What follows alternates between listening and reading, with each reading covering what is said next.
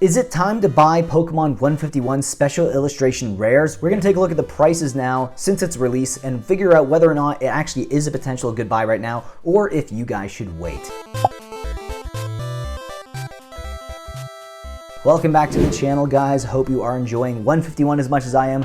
What a fantastic set, very nostalgic. I think this is a set that's going to bring a lot more people back into Pokemon, people who've left, people who started off back in the day collecting the Game Boy games, playing the Game Boy games, collecting the cards, putting them into their binder, the Kanto stuff. It's just fantastic, very nostalgic for me, and it's one of the sets I was looking forward to the most. I've been talking about that a lot on the channel, actually. I was looking forward to this way more than I was to Obsidian Flames, even though Obsidian Flames is cool, you do get Charizard, but I've had really poor luck with Obsidian Flames. I haven't opened a single Charizard yet. I'm getting very salty about it, so I moved on to 151, and I still haven't really had good luck with 151 either, so it seems to be my luck at the moment. I'm hoping that that luck does shift when it comes to singles, because that's what we're actually going to be discussing today. We're going to be discussing these singles, these single prices. Now let's take a look at the most expensive cards from 151, and I'll analyze the prices and let you guys know how much they've actually went up or down in percentage terms. Now we have Charizard EX, the special illustration rare for this. Obviously this is going to be the most expensive card, and usually any set that has Charizard, it's almost a guarantee, not always, but it's almost a guarantee that's going to be the most expensive card. Now if you look at the 1 month trend, it's actually dropped from 166.49 all the way down to $97.11, and now it's sitting at about $120.50, meaning this has actually went down by 27.6% since the release of 151, since the pre-sales. Now the second most expensive card is actually a trainer illustration rare. It is Erica's Invitation. Now this has actually been going up, unlike Charizard, from its release at $20 for its price, and then it spiked all the way up to its highest price of $67.49, and now is currently sitting at $57.29, meaning this has actually went up by a whopping 186.4%. It feels like there's no stopping this card right now. It still is actually on the climb, which is wild. Next up is another big original 3 card, Blastoise EX. This is 200 out of 165. It is a special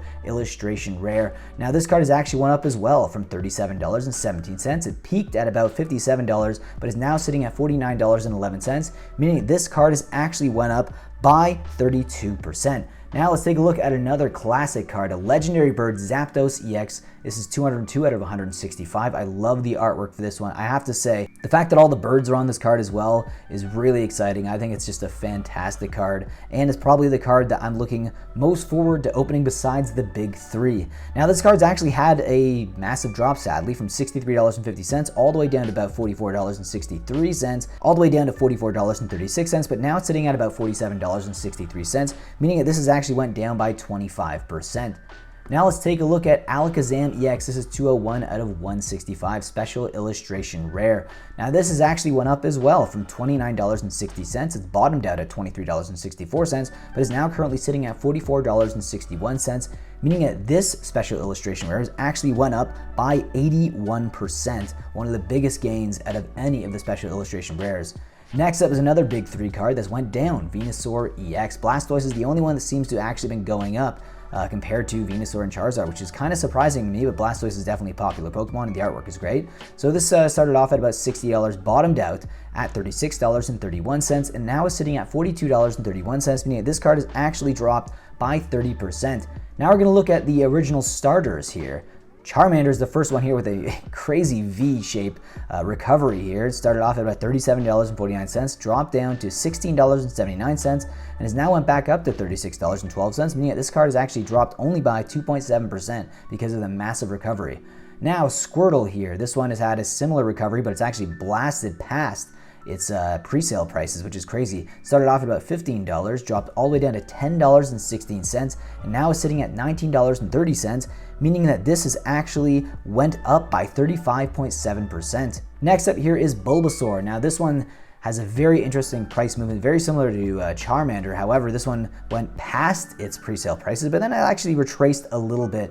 If you actually look at the price here, $19.98 to about $19.05, it really hasn't much, maybe like -%, if that, 0.6%. It really hasn't went down or up at all much, so it's pretty much just been stable, just a wonky kind of V-shaped recovery there.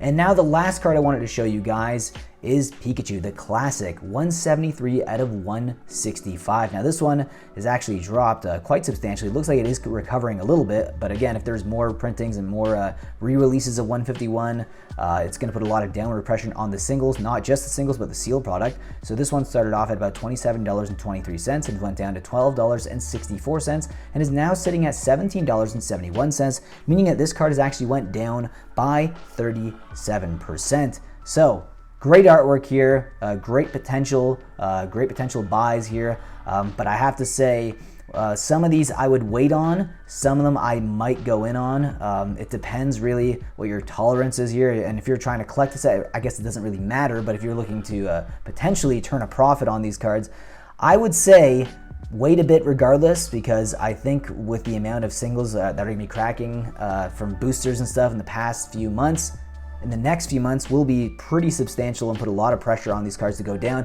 But another thing to note is compared to the Japanese set, it seems like, based on the openings on YouTube and even anecdotally, that these are very hard to pull, very difficult to pull. I've had very, very poor luck on these so far. The only illustration card that I've gotten so far out of all the openings that I have done is just Squirtle. That's it. And that's actually one of the cards on the list today, so I'm happy about that, and it's actually been doing pretty well, all things considered. But regardless, it really is up to you guys. What do you guys want to do with these? If you're trying to collect the entire set, it might be a good time to buy, but I think a lot of these cards are going to go down in price. But regardless, this is just a fantastic set. I'm just so excited to collect this entire set. It's very nostalgic to me personally, but I want to know your thoughts about that down below in the comment section. And with that being said, guys, if you did enjoy this video, I would appreciate a subscription. I'm trying to get to over 1,000 subscribers and obviously get the watch time to go along with it so my channel can get monetized. And if you guys can do that, it would really help me out. I'd be very appreciative of that. So I will see you guys in the next video.